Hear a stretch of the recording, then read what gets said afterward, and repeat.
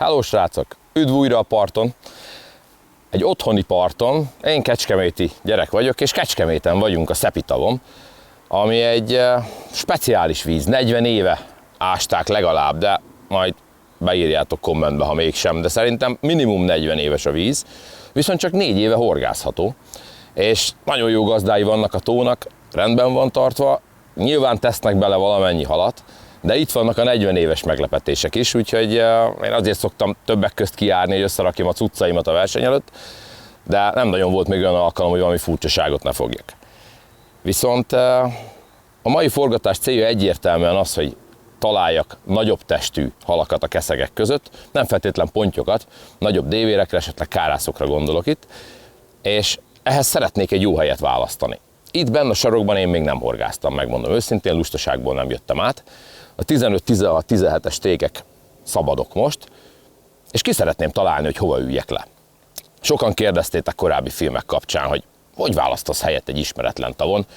Én horgáztam már a túloldalon, de ezen az oldalon még soha, és meg szeretném nektek mutatni, hogy választok helyet. Ehhez egy kütyű lesz a segítségemre, egy Probe nevű kis apróság, erről majd később beszélünk. Nekem nagyon új, a Feder VB-n Olaszországban használtam először, szerintem megér egy misét. Úgyhogy lemegyek a 16-os stégre itt középen, körbedobálom, és kitaláljuk, hogy hova álljak az autóval.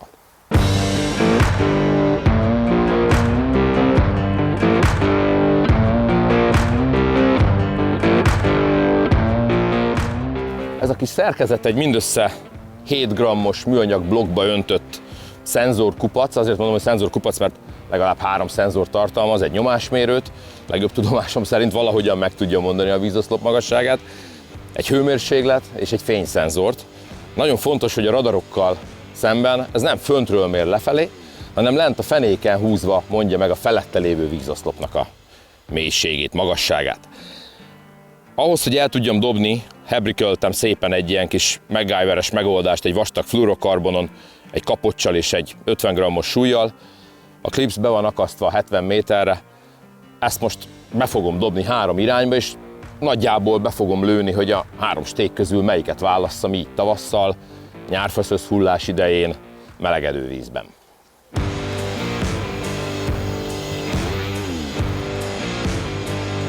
Az első dobásom szembe ment, miután leért a súly, korábban ugye ezt számoltuk, mindig így mértünk vizet Feder versenyeken egészen az idei szabálymódosításig.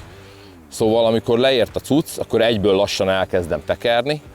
Tudom, hogy nincsenek bent akadók, és nincsenek bent sóderpadok, és nem tud most olyan szép, plastikus, grafikus kép elénk tárulni majd a telefonon, mint amilyen mondjuk egy Kavicsbánya tavon lenne, de az nagyon érdekel, hogy milyen mély a víz. És ehhez nem kell kitekerjem teljesen, elég volt ez a 8-10 méter, amin végighúztam az alján, utána kiveszem, és amikor kiemelem magam mellé a szerkezetet, ő akkor adja le a jelet.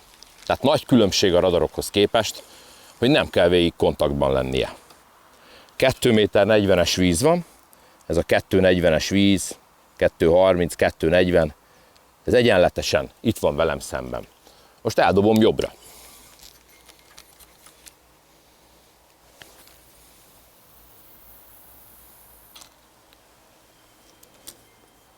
A túloldalon ez a rész sekélyebb, gondolom, hogy itt is. Az a kérdés inkább, hogy mennyivel. Számomra az a legfontosabb info, hogy hol kezd el mélyülni majd, bal felé haladva a gátnál, a leeresztő zsilipnél közel 5 méteres víz van.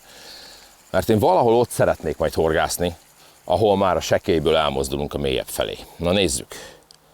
2 méter 10, tehát 30 centi már volt a 2 stég között, és akkor most megpróbálok itt a fa alatt eldobni a 15-ös stég elé, amennyire be tudok, oda nyúlni, és meg is jött. 2,90, sőt, 2,93. Egyértelműen jobbra sekélyebb, és az is egyértelmű, hogy a mélyülés már elkezdődik a 17-es és a 16-os tég között, ami majd tovább fokozódik balra. Én szeretnék a legsekélyebb részen horgászni, napsütötte ez a sarok, hullik rá a szösz, ha valahol lesz kárász, akkor itt lesz, és a további méréseket nem is itt folytatnám, mert kacskán dobálok, hanem majd ha letettem a ládám és átcuccoltam akkor újra megnézzük, hogy pontosan hogy néz ki előttünk a terület ebben a keresztmetszetében.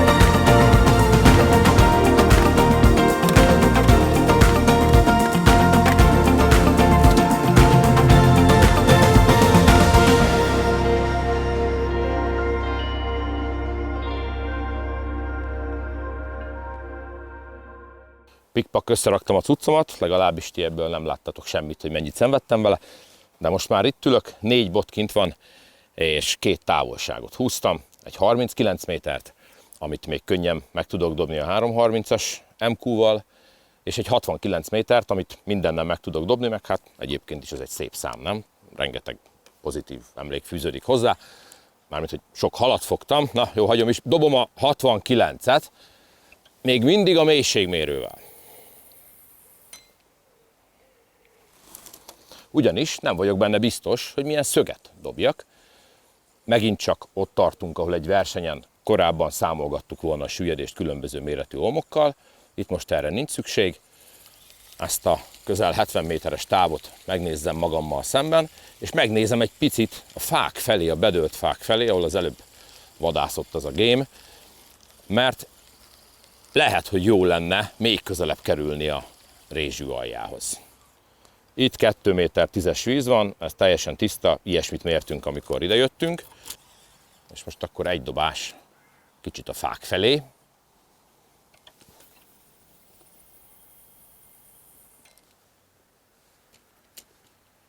Kíváncsi vagyok az első pár méterre. A többire annyira nem.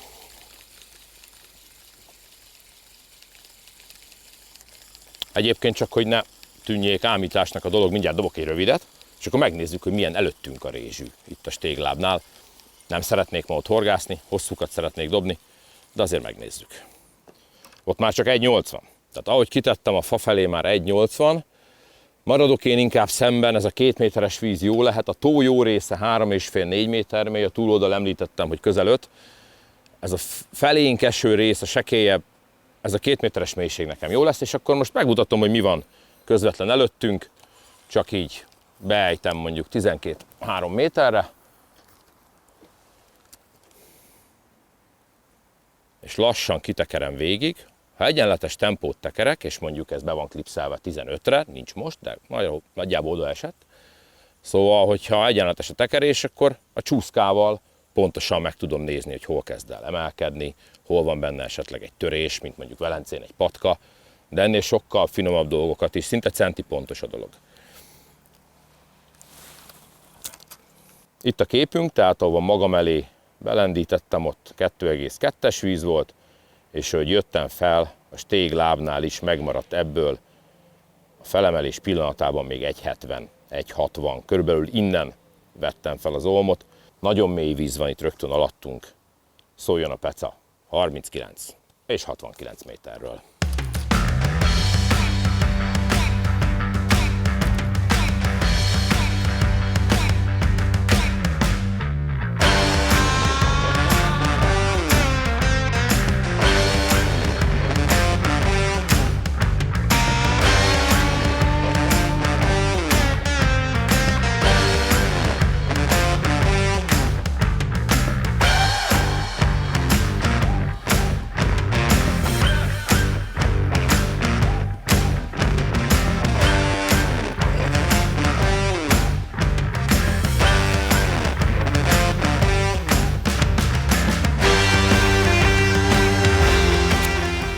korábban már elszóltam magam, hogy a kárászokat célzom, azt szeretnék ma fogni.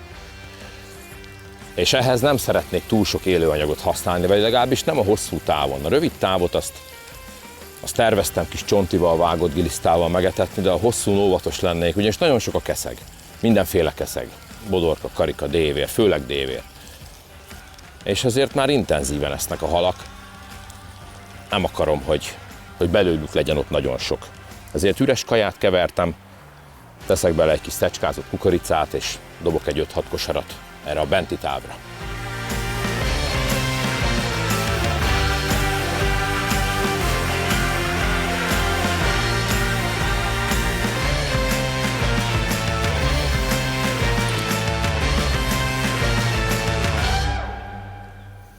Kétféle kajában gondolkodtam, mármint abban a 5 percben, még tegnap összedobtam a vödröt, vagy a szolti jöhet ilyenkor úgy jobban szóba, vagy a panettone black, és utóbbinak sokkal jobban szerettem az illatát, és nem tudom, hogy most melyik működik, úgyhogy panettonét kevertem, panettone blacket, 1 kilót, valamint tortut, tiszta, roppantott, apró tortut, hogy majd esetleg metodozzak, nem fogok metodkosarat használni, de hogy esetleg körbehorgáztam pici világos foltokkal, ha a főetetésen nem fognék jó halat.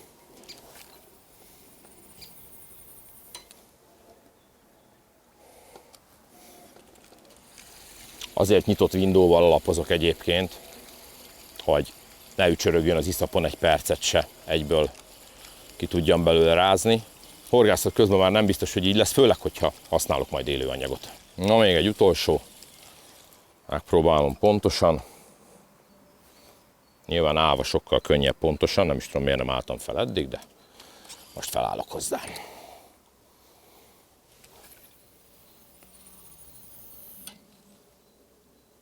Egyébként ez a feláll-leül kérdés, ez egy érdekes kérdés védelhorgászatban.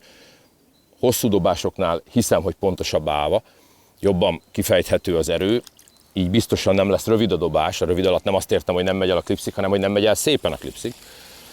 Másrészt még az is segít, hogy állva nagyobb köröket tudunk leírni a bottal, kompenzálandó az érkezést.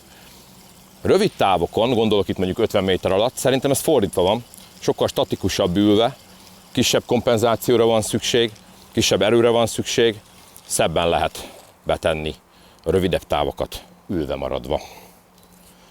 Jöjjön akkor a 39 méter. Ugyanez a kaja, ugyanez a rendszer, itt már pötyögtetek bele egy kis csontit.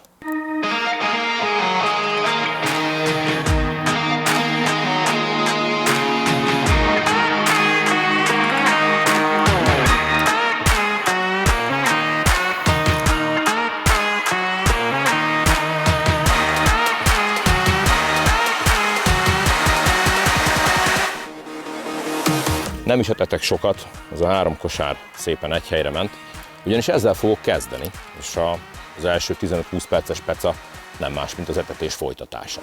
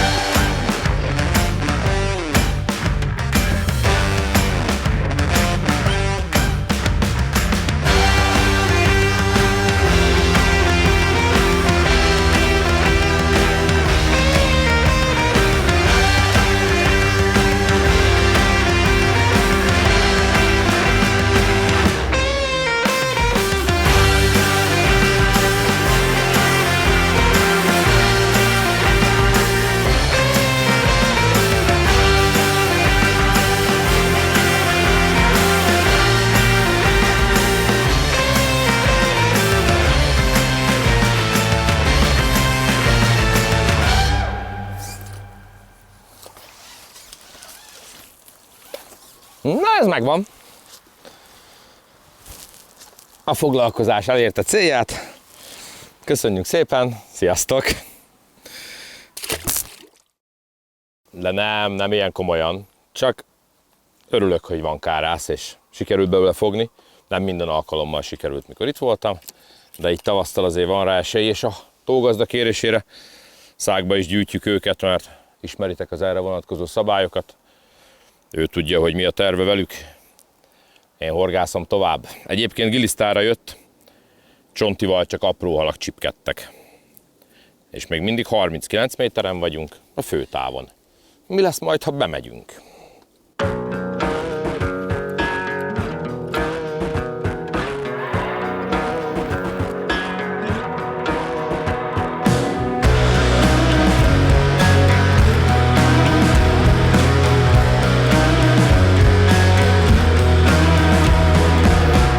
Sekély víz miatt jó pár sneci elkapkodja süllyedőben a cuccot, most már a gilisztát is.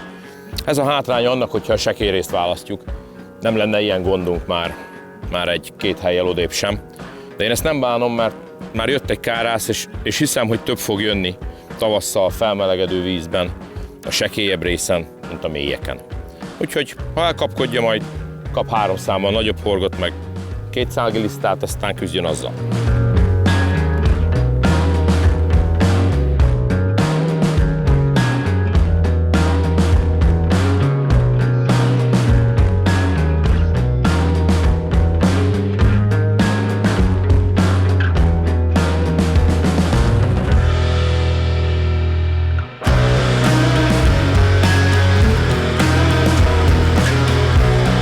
Na, ez van, amikor kicsit gyors a kapás. Alig kell rátennem valamit, minden benne maradt.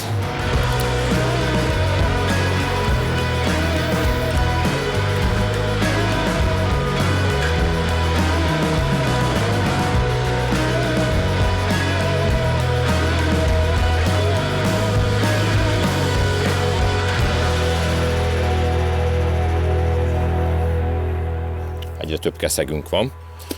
Ezzel úgy amúgy nem lenne baj, hogyha egy sima versenyen ülnénk, vagy egy jó pecát szeretnénk, de én céloznám a nagyobb halat. Viszont most még nem változtatok semmin. Egyelőre, mielőtt bármit tennék, szeretném nektek megmutatni, hogy hogyan törekszem egy ilyen helyzetben a pontosságra. Hozzáteszem, nem biztos, hogy jó kárásznál. Tehát a keszegnél biztos jó, és szerintem össze is függhet a sok keszeg a pontossággal, meg az arra való törekvéssel. De hogy ezt hogy tudjátok elérni, azt rögtön mutatom egy jelölő filc segítségével.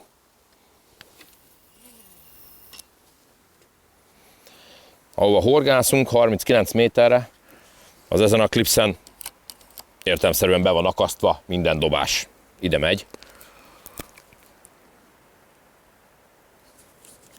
Teszek is egy rövid jelet az orsóhoz, de nem ez az, ami majd igazán számítani fog, hanem a másik jel, amit a beakasztástól, tehát a megjelölt klipstől mondjuk elhelyezek bő 1 méterre.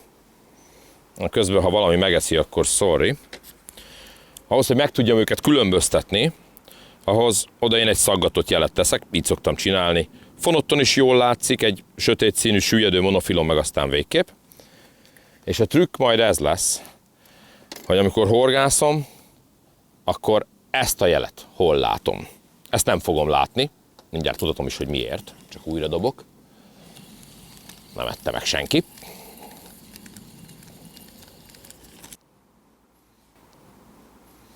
Bocs, megette, nincs rajta semmi. Szóval, csali, azért teszek gilisztát, mert azzal fogtam a kárászt, de igazándiból jó lesz ez kombóba is. Egy giliszta, egy csonti. Meghúzom a kosarat, és próbálom szépen nyújtózkodva bedobni 39 méterre. És minél egyenesebben letenni.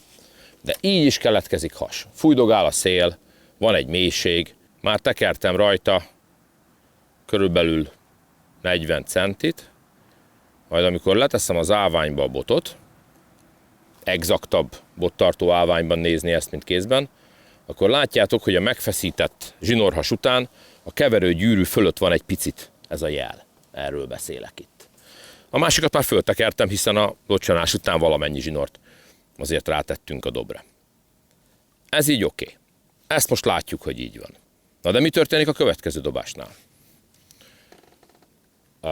Majd megmutatom, a kapást nem láttam, de ilyen előfordul. Ugyanis a következő dobásnál ez a jel ez egészen máshol is tud lenni. Jó, nem a spicnél, mert addig nem ér ki. De lehet, hogy betekered az orsóig. Ha túl nagy hasat hagytál, vagy nem volt szép a lerakása a kosárnak, akkor az a zsinór kimarad, amit te felveszel, és egyszerűen közelebb jössz. Odáig könnyű eljutni egy féderhorgásznak, hogy jobbra-balra pontos legyen. Hát még elbírja. De az igazi feladat az az, hogy egy pontban horgásszunk. De az egy ponthoz hozzátartozik ez a tengely is, nem csak a jobbra-balra tengely. Mutatom, mire gondolok. Azt, hogy 39 méterre vagyunk beakasztva, az egy dolog. De az még csak a levegőben 39, és engem az érdekel, hogy a kosaram hol van. Most megpróbáltam megint szépen letenni, hogy valamelyest igazoljam, hogy nagyjából egyforma helyen tudok megállni a jelöléssel. Egy picit bentebb van. Pedig igyekeztem ugyanoda kerülni, nem nagy a különbség, ha megnézitek, a keverőtől elkerültünk 20-25 centire. Az előző jelhez képest én most 10 centivel bentebb vagyok. Egy fonozsinór nem hazudik, nincs viharos szél, nem tud lenni akkora különbség a hasban. Na, nem biztos, hogy beljebb voltunk, vagy nem biztos, hogy baj, hogy beljebb voltunk 10 centivel. Szépen eltekerte. Szóval egy fonozsinór nem hazudik, itt ez 10 centi és kész. Az tök jó lenne, 39 méteren ne hülyéskedjünk, a fél méter is jó, dévérhez, földeszonyokhoz nem, de pontyozáshoz, káráztatáshoz biztosan. Viszont majd megmutatom, hogy hogyan lehet ezt elrontani, amikor majd nem beljebb fogunk kerülni egy picivel, hanem mondjuk kijebb és sokkal. Szépen nőnek a dévérek, mintha minden dobással egy évjárattal nagyobbat fognék. Őket természetesen nem teszem haltartóban, mert most nem eszek sült keszeget. Amúgy ennék, de most nem eszek. Szóval visszadobom ugyanoda, most már csak csontival, hogy hagyjanak egy kicsit békén, olyan, mintha csontival lassabban lenne kapás. És most a dobást nem teszem le szépen. Az, hogy nem teszem le szépen, az azt fogja jelenteni, hogy nagyon hátul megfogom, nincs most nagy szél, ezért hasat nekem kell csinálnom, de képzeljétek el, hogy van szél, és a szél megcsinálja a hasat. Tehát így lepottyantottam, nem nyújtózkodtam, nem követtem le. Ebből adódóan a végén van egy passzív zsinór szakaszom, és nézzétek a jelet. Ahhoz, hogy meg tudjam feszíteni a klipsznél megakasztott kosarat, már benn vagyok az orsónál. Nem csalás, nem ámítás. Ez a szaggatott jelem. Még szinte az orsóra is feljött. Pedig csak annyi történt, hogy nem fogtam meg szépen. Lehet, hogy fogunk halat. Lehet, hogy ez nem annyira káros, mert beesett egy kosárkaja kicsit közelebb. De hogy ez versenyen levesz az eredményedből és nem hozzáad, az 100%.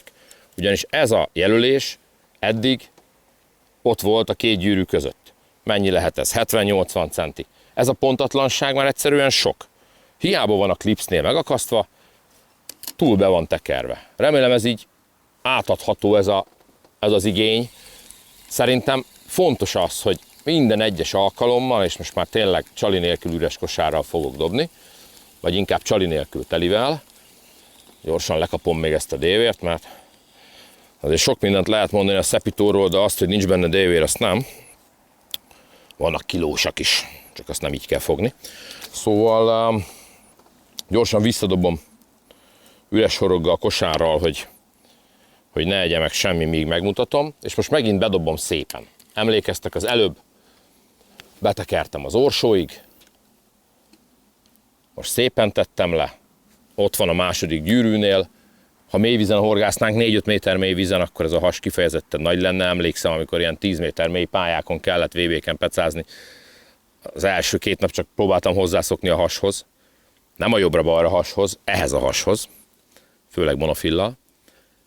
Megfeszítettem, leteszem, és a keverő gyűrű mögött vagyok egy picivel, ott, ahol lennie kell. Abban a range-ben szeretném, hogyha a jelen megállna. Ott szeretnék pontosan horgászni, és nem megadni azt a luxust, hogy betekerem ide, és szétszórom az etetésem.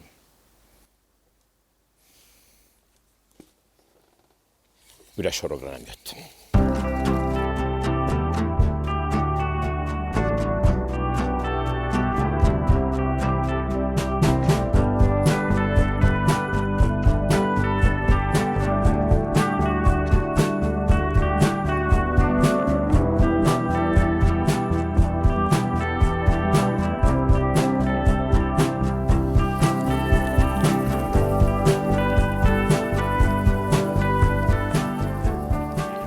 Múlt heti Féder VB-n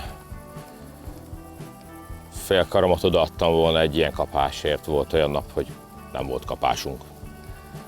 Ehhez képest most az a bajom, hogy zavar a keszeg, mert szeretnék fogni nagyobb halakat.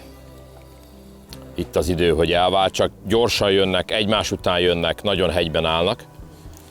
Úgyhogy én ezzel a dévérrel ki is csekkolok ebből a pecából. Megváltoztatok lehetőség szerint mindent azért, hogy nagyobb halat fogjak. Ez a minden először is egy kosár. Hiszem azt, hogy egy nyitott kosárral tök jól fel lehet etetni egy helyet, viszont amikor már nagyon sokan vannak, főleg ha snecik vagy vízközti dévérek, akkor abszolút kártékony. Levegyek egy SS windowra, egy zárt SS windowra. A következő dolog, amit lecserélek, a horog. Nem azért, mert a kárász ne enné meg szívesen a 15-ös szodét, hanem azért, mert nagyon könnyen megeszi a keszeg. Egy 12-es csintával már nehezebb dolga lesz, főleg egy nagy csokor gilisztával. De nem csak ezt a két dolgot fogom megváltoztatni, hanem a távot is, mindjárt mutatom, hogy hogyan. Ahhoz, hogy beljebb tudjak menni egy picit, ahhoz értelemszerűen be kell dobnom, de már nem szeretnék több kaját oda bejuttatni, ezért üres kosárral nyújtom meg a távot. Ugye van két jelölésünk, egy az orsónál, egy méterrel beljebb. Az orsónál lévő jelölést kiengedem első körben a harmadik gyűrűig. Az jelent, jelen esetben mondjuk ilyen bő 1 métert, és újra beakasztom. Ebben a dobásban ebből semmi nem látszik, hiszen csak laza zsinórral dolgoztam, viszont a következő dobásnál majd látni fogjátok, hogy az eddig a távolság meghatározására használt szaggatott vonal az egészen pontosan hol fog megállni. Persze csalim nincs, már ugyanoda esett, mint az eddigiek, hegyben áll már előttem a keszeg, és én mögé szeretnék menni, hogy fogjak nagyobb halat.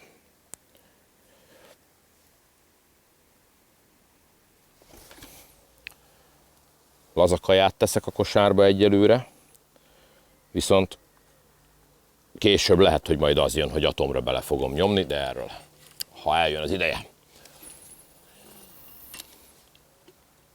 Innen nézve semmi nem történt, ugyanoda esett, de nem. Ha megnézitek, a kis jelölésem van a harmadik gyűrűnél, mire leteszem a botot, az a dupla jelölés, amit eddig kergettünk, az bent van a bot közepén, vagy azon túl.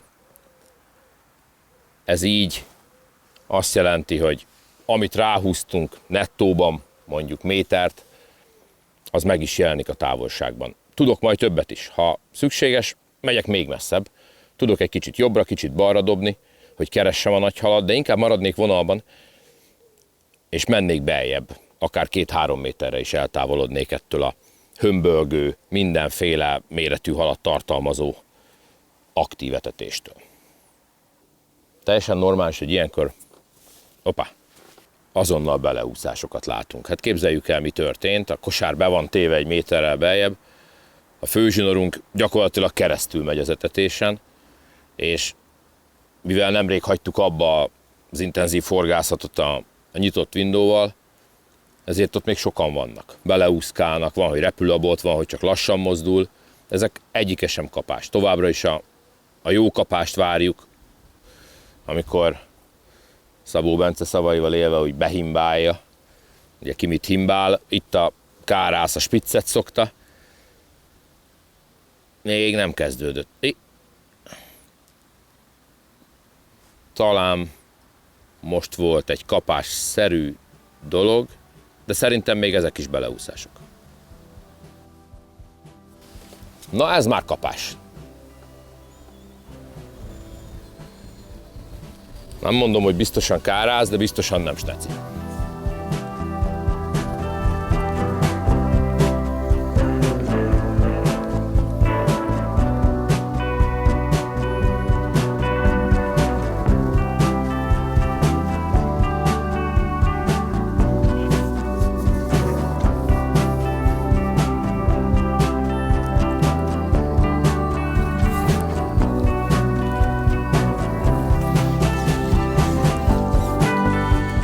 Keszegnek keszeg, de azért már jóval nagyobb.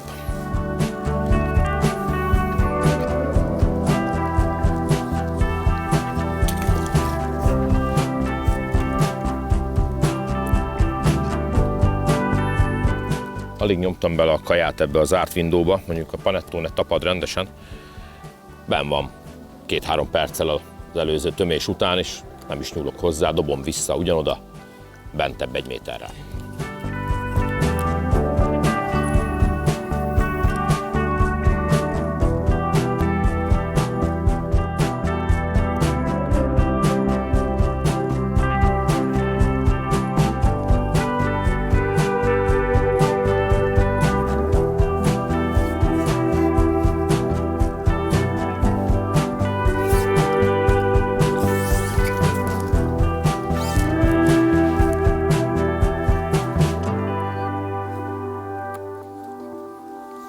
Már kukoricával is csak keszeget fogok ezen a plusz 1 méteren, úgyhogy a következő próbálkozásnál még 1 méterre beljebb megyek, maradok kukoricán. Aztán, hogyha ez sem segít, és tényleg nem tudom kivédeni a dévért, akkor jön a hosszú puska.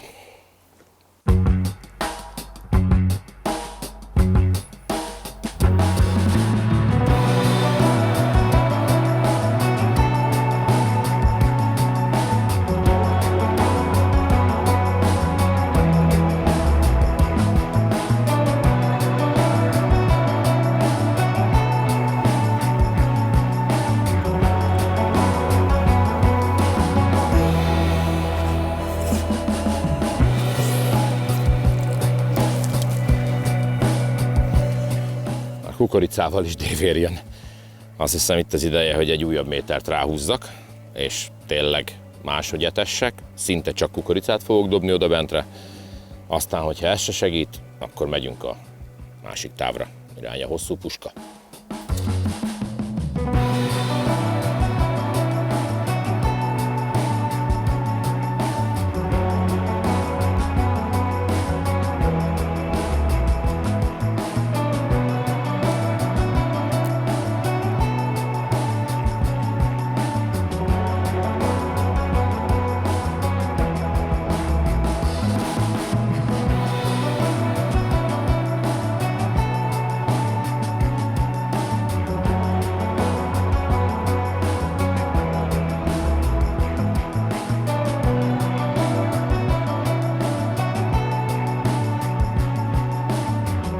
Ezzel a második kiengedéssel már a jel kikerült a spiccen túlra. 3.30-as botról van szó, nagyjából 2,5, 2,60, 2,70 az, amivel kiengedtük a kosarat az eddigi etetés mögé.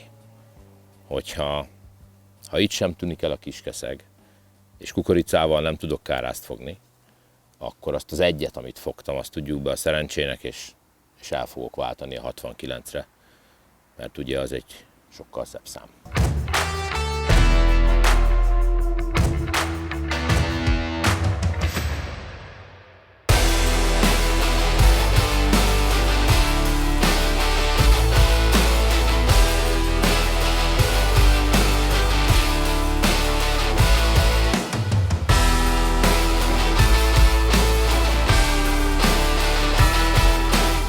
ritka halat fogtunk, ezt érdemes megnézni közelről, ez egy hibrid, egy dévér bodorka hibrid. Jaj, próbálom úgy, hogy meg tudjam szépen mutatni a kamerának. A pikkeljei leginkább egy dévérhez hasonlóak, hogy a hátúszója is, de a szája, a szeme látszik, hogy nem olyan, mint egy dévéré. Ez egy összeívás, bodorka dévér hibrid. Írországban az egyik fő hal lenne, amit fogni kellene, Magyarországon ritka.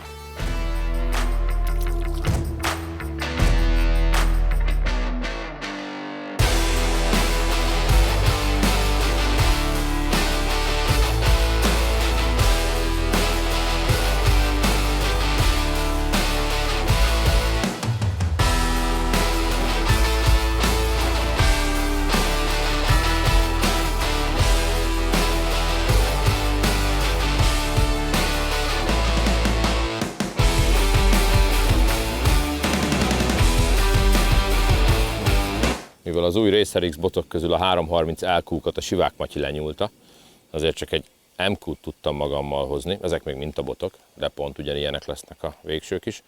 Ezzel az MQ-val mehetnék én jóval messzebbre, meg röptethetnék nagyobb halat, ez inkább egy pontyos bot, kényelmes akár 45-50 méterig is, de szerintem nem segítene. Ha én most lépkednék tovább métereket, nem segítene. Annyira sok dévér van előttünk, hogy követnének a halak. Dobok még egy utolsót, aztán felveszem a 375 MQ-t, ami egy nagyon könnyű megoldás erre a 70 méter környéki távra, vagy ha finomabban akarok horgászni, akkor majd a 360 LQ-t, az is itt van nálam, és megpróbálok egy szűzplacon új helyen horgászni.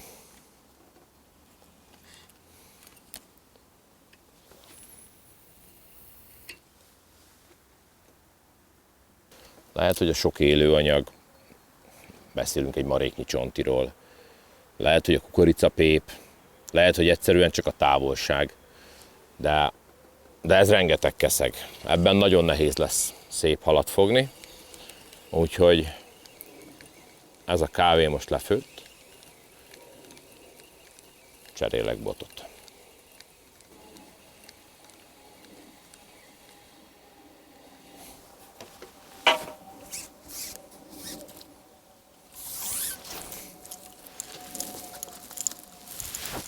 Egy újabb hibrid. Ha az előbb valaki nem látta, hogy milyen szép hal, akkor megmutatom így. Dévér bodorka összeívás. Érdemes egy pillantást vetni a szájára. A dévér száj teljesen lehajlik, ez a száj pedig csak úgy elindul, majd hogy nem 45 fokba. Hosszúkás, a szemein is látszik egyébként. Neki a fele bodorka, a fele pedig dévér. Gyönyörű hal.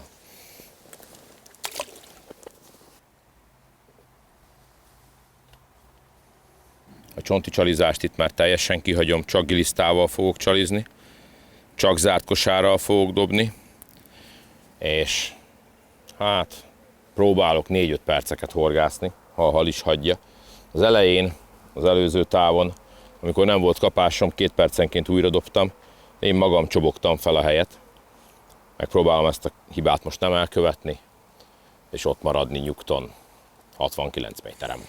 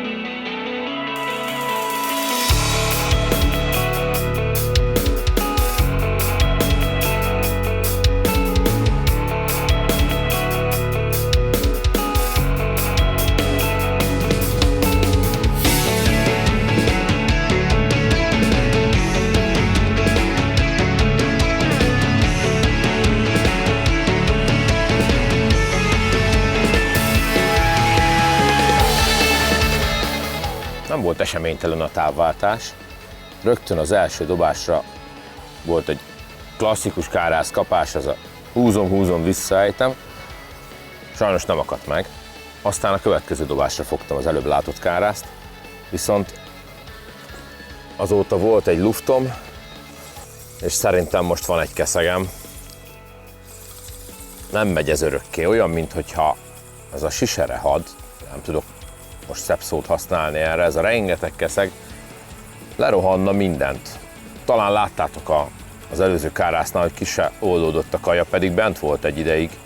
Nagyon erősen megnyomom, nem akarom, hogy legyen lehulló, nem szeretném, hogy vonzó legyen a kisebb halak számára, de így is ellep a keszeg. Nehéz ennyi éhes keszeg között kárászra vadászni.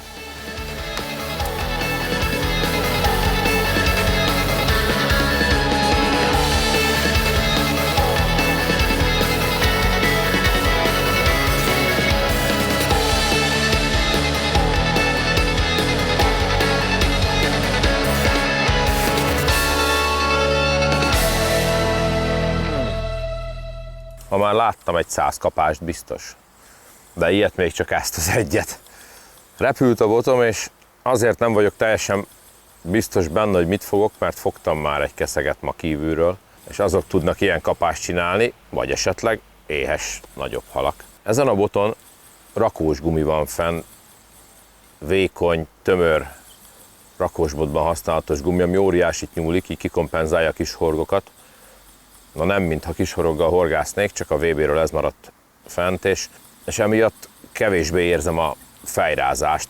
Tök biztos a halfogás vele, csak az élményfaktor némileg csökken még így fonotton is. De azért így a súlya alapján ez már valószínűleg nem kiskeszeg lesz hátba, hanem célhal. Hoho!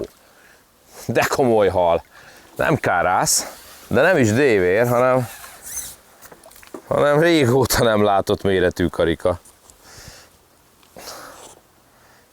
Gyönyörű. Nem nagyon tudom így mutatni felétek, de bőven fél kiló fölötti hatalmas hassal ívás előtt lehet. Szóval ezt hajlította perecbe a botot. Erre a verzióra nem gondoltam, pedig tök logikus. Szoktak ilyet a karikák. Most két dolgot szeretnék egyszerre megcsinálni. A halat szépen elengedni, meg majd visszakapni a horogszabadítómat. Na, a hal hadd menjen. És még horogszabadítóm is van. Na, yeah!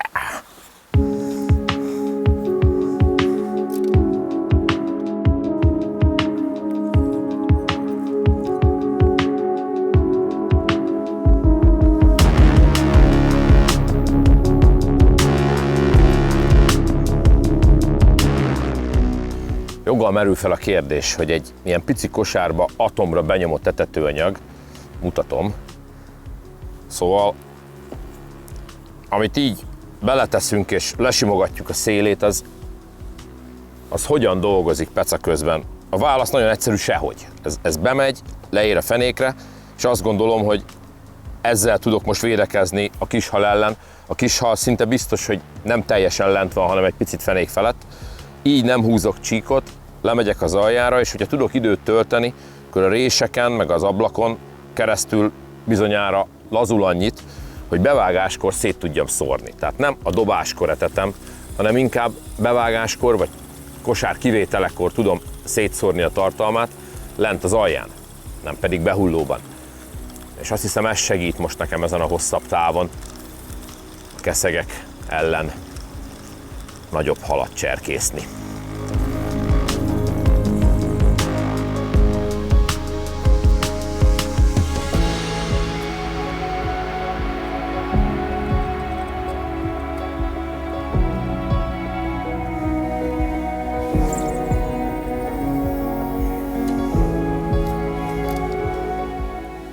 Már kezd izmosodni a szél, legalább lefújja rólam a szözt, viszont nem könnyű a 70 méter, bocsánat 69, de a 375 MQ-val sima van, nálam egy 360 LQ is, ami eddig jó lett volna, most már lehet, hogy nem fogok vele próbálkozni, de ez a 375 MQ tudja a dolgát ezen a távon kényelmesen, szélben is.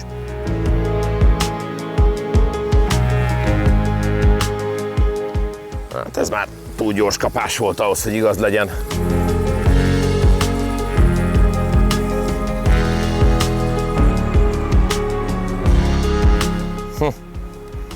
Mekkora staci.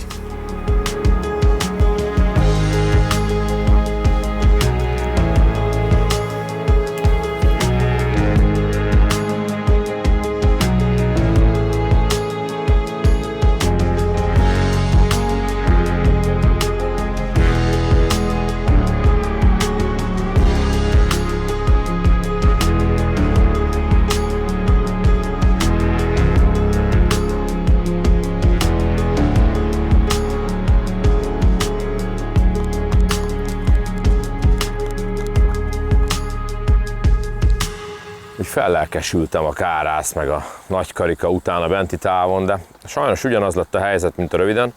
Egyre több és több keszeg érkezett, már beülőbe elkapkodták. Gondoltam, hogy túlletettem, vágtam gilisztát. Sokkal rosszabb lett a helyzet, illetve hát keszeg szempontból sokkal jobb, de kárász vagy nagyhal szempontból rosszabb. Úgyhogy nincs más hátra, mint előre. Nyújtani fogok ezen a 69 méteren. Méghozzá nem 1 métert, hanem szerintem egyből ilyen 2-3-at, hogy a szűzre tudjak dobni. És próbálok a legpasszívabban élő nélkül horgászni ebben a maradék kis időben. Viszont ha már kint van a cucc, akkor szeretném megmutatni nektek a szereléket, hogy ne menjünk úgy haza, hogy ezt nem veséztük ki. Nagyon sok vesézni való nincs rajta. 375 MQ, azt említettem, 6005-ös orsó, 6-os fonott és 16-os dobóelőke. Itt már 70 méteren ennek van értelme. És ezen a dobóelőkén egy gubancgátló cső, ez a normál méretű gubancgátló csövünk, és egy gumigyöngy, valamint a forgó találkozik egy rakós gumival. Itt most nincs nagy jelentősége, mert nagy horoggal horgászom, ez lehetne nyugodtan egy fédergumi, amit korábban is használtam, viszont a finom horgos pecáknál hatalmas különbség az, hogy egy ilyen 10 pár centis darabot mondjuk fél méteresre tudok nyújtani. Ez fárasztás közben, hogyha pici a horog és nagy testű a hal, akkor hatalmasat segíthet. Ha sem a horog nem pici, sem a hal nem nagy testű, akkor erre nincs szükség. Az előkém természetesen a kosár aljától 50 centi, ahogy az a versenyszabályzatban benne foglaltatik. A horgon pedig a lehető legnagyobb, amit találtam a dobozba, egy 10-es csinta most már, de nem segít. Annyi a keszek, hogy nem segít, úgyhogy egy utolsó dobás megy a 69 méteres távra, egy nagy csimbó gilisztával, szerintem be is dobom üres kosárral, és ráhúzok legalább 2 métert.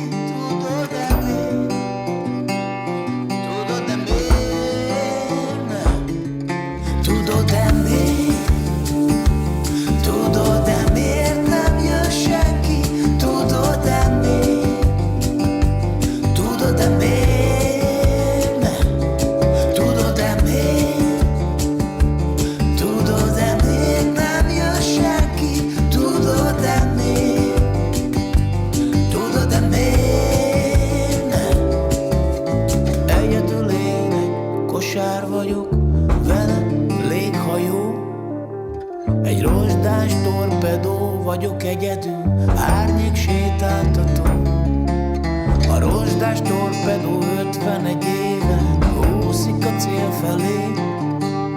Kalauz halak meg az árnyam a mélyben, ők a társaim, mindjárt vége. Na, ez nem keszeg. Remélem nem keszeg. Ezzel a lágy gumival bizonytalan vagyok még, de ez az első hal mögötte. Ha keszeg, akkor szép keszeg.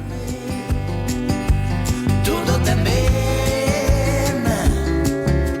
Mi lehetett a cél? Lehet, hogy elmentem mellette.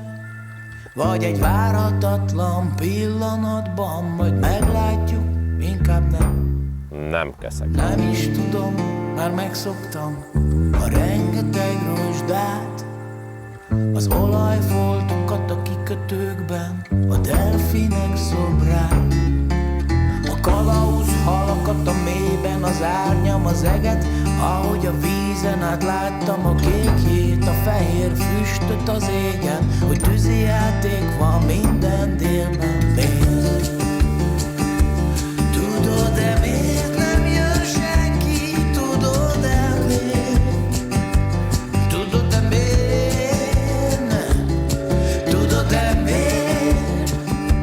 Tudod-e miért nem jön senki? Tudod-e miért? Tudod-e miért nem?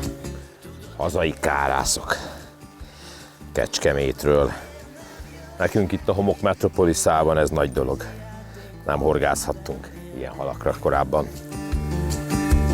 Tudod-e miért nem jön senki? Tudod-e miért? Tudod-e miért nem? Tudod-e miért? Tudod-e miért nem jön senki? Tudod-e miért? Tudod-e miért nem? Tudod-e miért? Tudod-e miért nem jön senki? Tudod-e miért? Tudod-e miért nem? Tudod-e miért? Tudod-e miért nem jön senki? Tudod-e miért? Hát nem haladok a kárászokkal, és ma már nem is fogok. 3-ig jutottam, plusz addig a nagy karikáig. Ez 4 bónuszhal. De hát ettől bónuszhal, hogyha lett volna belőle 24, akkor nem bónuszhal lenne, ugye, hanem akkor csak hal. Rengeteg keszeg van, nagyon megnehezíti a horgászatot. Hiszem, hogy többet lehetne fogni ezekből a kárászokból, ha mondjuk 10 horgásznánk egymás mellett, és szétoszlana a siserehad, mint így egyedül. Nem baj, így is tanulságos volt, mindig távolságváltásnál fogtam a kárászokat az első kivételével, sőt, ha láttátok az imént, még a partszélt is meghorgáztam a méteres vízben, ott is csak ezek a gyönyörű, egészséges és nagyon csúszós dévérek jöttek. Már is köszönök egy ilyennel tőletek. Találkozzunk egy kicsit nagyobb keszegek társaságában legközelebb. Sziasztok! Miért nem jön senki? Tudod-e miért? Így lesz a vég.